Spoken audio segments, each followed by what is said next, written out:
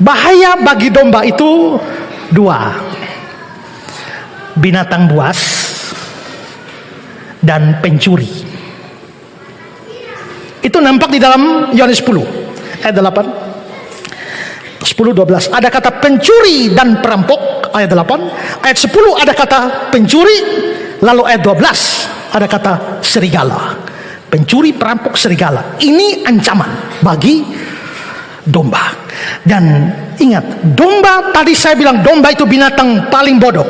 Tapi domba juga adalah binatang yang sama sekali tidak punya alat pertahanan.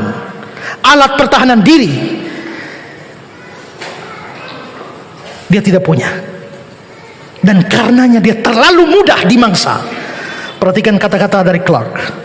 Tidak ada makhluk yang lebih tidak mempunyai pertahanan daripada domba, dan yang lebih terbuka untuk dimangsa oleh anjing-anjing dan binatang-binatang liar. Bahkan burung-burung di udara dapat menghancurkan mereka. Saya tahu bahwa burung-burung gagak sering berusaha menghancurkan anak-anak domba dengan mencungkil mata mereka. Dalam mana jika mereka berhasil, karena makhluk itu tidak bisa melihat kemana dia pergi, dan dengan cepat menjadi mangsa dari penghancurnya. Burung gagak lihat domba, hantam matanya. Begitu domba sudah mata buta, tidak tahu mau kemana, maka domba itu akan jadi mangsa dari burung-burung gagak. Bahaya bagi domba. Ancaman yang membinasakan mereka selalu bisa. Dan karena itulah maka gembala diperlukan. Tanpa gembala, domba pasti binasa. Sama seperti itu, kita juga butuh gembala yang tanpa dia menjaga kita dan melindungi kita, kita pasti binasa. Karena itulah maka Daud mengatakan dalam lembah kekelaman sekalipun, dalam Mazmur 23 ayat 4, sekalipun aku berjalan dalam lembah kekelaman, aku tidak takut bahaya, sebab Tuhan beserta, gada tongkatnya itu menghibur. Maka gembala itu menjamin keamanan. Demikian domba-domba Tuhan tidak bisa dibinasakan oleh lawan-lawannya, yakni dunia dan penguasa dunia ini, yakni iblis. Kita bersyukur gembala kita yang agung, gembala kita yakni Yesus Tuhan kita, menjaga dan berikan keamanan kepada kita sehingga kita tidak binasa. Bagaimana dia berikan keamanan pada kita supaya tidak binasa? Ayat 27 sampai 29. Domba-dombaku mendengar suaraku, dan aku mengenal mereka, dan mereka mengikut aku, dan aku memberikan hidup kekal kepada mereka. Mereka pasti tidak akan binasa sampai selama-lamanya. Seorang pun tidak akan merebut mereka dari tanganku. Yesus pegang. Ayat 29, Bapakku yang memberikan mereka kepadaku lebih besar daripada siapapun. Seorang pun tidak dapat merebut mereka dari tangan Bapa. Dari tanganku, sekarang tangan Bapa. Berarti orang percaya domba Tuhan sebenarnya ada dua tangan yang pegang dia. Tangan Yesus, tangan Bapa. Ayo, kalau dua tangan ini pegang, siapa bisa kasih keluar? Mau lalar kah, nyamuk kah, apakah, tidak akan bisa. Satu setan dua binatang, atau satu binatang dua setan, tidak akan pernah bisa merebut domba-domba Tuhan dari dua tangan yang maha kuasa. Bukankah itu keamanan luar biasa, jaminan luar biasa? Tentang ayat ini saya kutip kata-kata Pendeta Budi Asali. Ada beberapa kata atau istilah yang harus diperhatikan, ditekankan dari ayat ini. Pertama, hidup yang kekal. Kalau keselamatan bisa hilang, kalau orangnya meninggalkan iman atau murtad, maka hidup yang diberikan pada saat seorang percaya pada Kristus bukan hidup yang kekal, tapi hidup yang bersyarat. Dia hidup asal meninggalkan iman, atau asal tidak meninggalkan iman atau tidak murtad. Kedua, pasti tidak akan binasa sampai selama-lamanya. Ini lagi-lagi satu jaminan yang luar biasa kuatnya. Tiga, seorang pun tidak akan merebut mereka dari tanganku. Ini pasti mencakup setan atau nabi palsu atau alat setan atau orang manapun yang digunakan oleh setan untuk mendesak kita atau memancing kita sehingga meninggalkan iman atau murtad. Kalau demikian, lalu bagaimana mungkin orang percaya yang sejati bisa meninggalkan iman atau murtad? Keempat, seorang pun tidak dapat berebut mereka dari tangan Bapa.